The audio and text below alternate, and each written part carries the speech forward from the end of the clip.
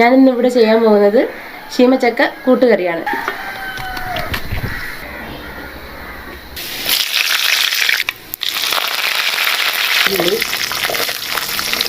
വെളുത്തുള്ളി, ഇഞ്ചി, പച്ചമുളക്,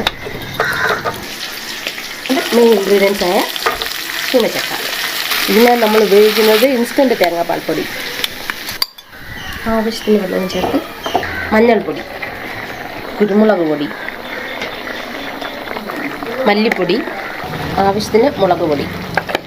അവസാനം നമ്മുടെ കൂട്ടുകറിക്ക് നല്ലൊരു ഫ്ലേവറിന് വേണ്ടിയിട്ട് ഗരം മസാലപ്പൊടി.